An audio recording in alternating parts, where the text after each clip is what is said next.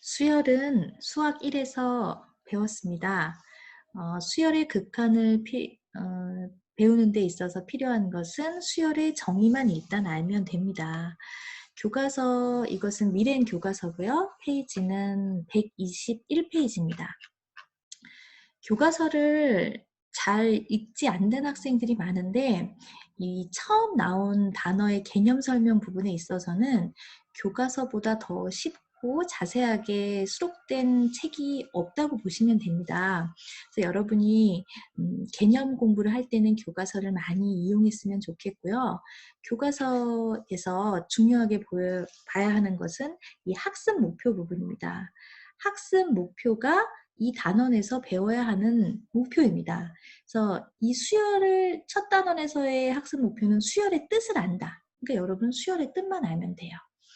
사실 수학도 한자 영어가 많아서 한자를 잘 알면 좀 유리한데 수는 이제 많이 알 거예요. 그냥 숫자 할 때 그 수고 열은 나열할 때 열입니다. 그래서 사실 수열은 수를 나열한 것이에요. 여기서부터 이제 정말 설명이 이제 시작되는 것인데 읽어보면 소수를 작은 것부터 나열하면 다음과 같다. 2, 3, 5, 7, 11, 13, 17, 19 이와 같이 차례로 나열된 수의 열을 수열이라고 한다. 차례대로 나열된 수의 열이에요. 이게 수열의 정의입니다. 그리고 나열된 각 수를 그 수열의 항이라고 합니다. 그래서 새로운 용어가 두 개 나왔어요. 수열이라는 것과 항이라는 것. 수를 나열하면 수열입니다.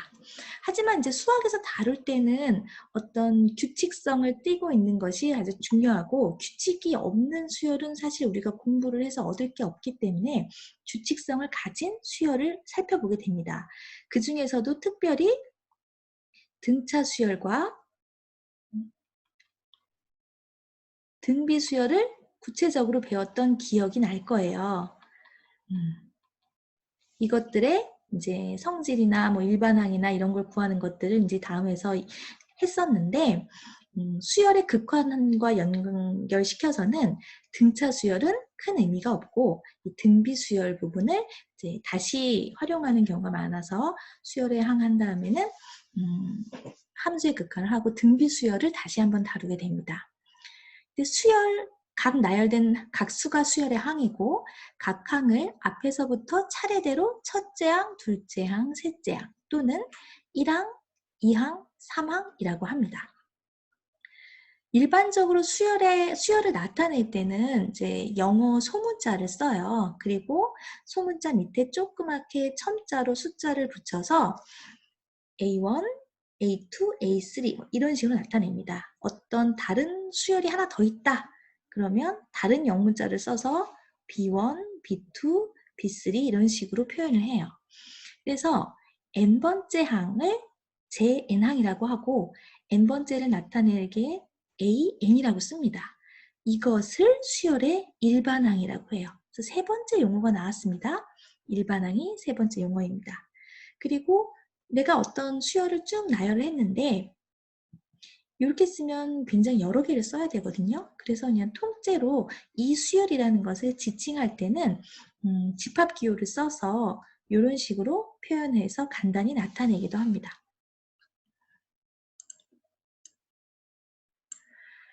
일반항이 이제 식으로 나타내지면은 이 n 자리에 자연수를 넣어서 각 항이 얼마인지를 구할 수가 있어요.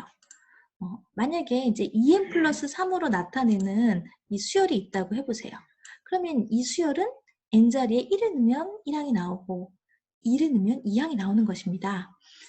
1을 더 볼까요? 그러면 2 곱하기 1 더하기 3이니까 첫 번째 항의 값은 5가 됩니다. 세 번째 항의 값은 n자리에 3을 넣으면 되겠죠. 그래서 2 곱하기 3 더하기 3 하면 9라는 값을 알 수 있어요. 그래서 하나하나 다 넣어보면 5, 7, 9, 11이라는 실제 값을 구할 수 있습니다. 그래서 이제 여러분이 처음에는 일반항을 보고 첫째 항부터 뭐 몇 항까지 구하는 걸 한번 해보게 되는 거예요. 이제 해보면 뭐 2번을 하나 풀어볼까요? 이거 같은 경우에 n이 1을 넣으면 첫째 항이 나오겠죠. 첫째 항은 3의 1제곱 빼기 1이니까 2입니다. 그래서 첫째 항은 2. 두 번째 항은 3의 2제곱 빼기 1이니까 8이 되겠죠. 세 번째 항은 3을 넣으면 3의 3제곱 빼기 1이니까 26이 됩니다. 4를 넣으면 3의 4제곱은 얼마죠? 3의 4제곱은 3의 제곱을 두 번 곱하면 3의 4제곱이 나와요. 여러분이 이제 20시까지는 쉽게 생각을 하는데 3의 4제곱은 빨리 대답을 못하는 경우도 있었을 거예요. 얘는 9를 두 번 곱한 것이니까 81이 됩니다. 그래서 3의 4제곱 빼기 1은 80이라고 구할 수 있겠어요. 1번이나 3번도 마찬가지로 이렇게 1, 2, 3, 4를 순서대로 대입해서 각 값을 구해보는 것입니다. 이제 우리가 일반항을 배웠어요. 일반항이 있고 얘를 AN이라고 이제 쓰고 얘가 식이 있어요. 그러면 그 식을 토대로 숫자를 넣어서 이것들을 구할 수 있다는 거거든요. 그래서 문제 1번 같은 경우는 일반항을 보고 각 항의 값을 알아보는 과정이고 예제 1번은 거꾸로 각 항을 보고 일반항을 유추해 보는 것입니다. 2번을 한번 볼까요? 뭔가 규칙이 있어요. 9, 99, 999, 9999. 사실 이 규칙을 일반항으로 표현을 할 때는 한 가지만 답이 된다는 보장은 없습니다. 다른 방법으로 표현을 했는데 그게 또 정답일 수도 있어요.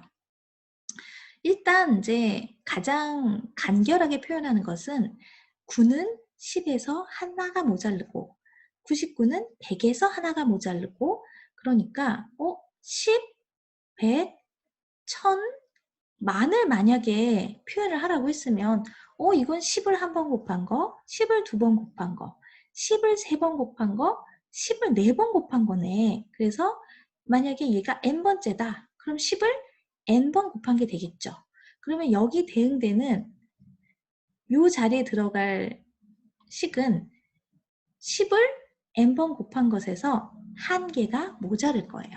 그래서 일반항의 식이 10의 n제곱 마이너스 1꼴로 나타내집니다.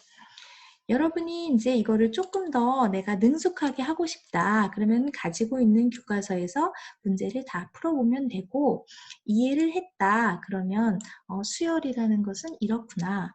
일반항으로 n번째 항을 나타낼 수 있겠구나. 이 정도 알고 넘어가셔도 되겠습니다.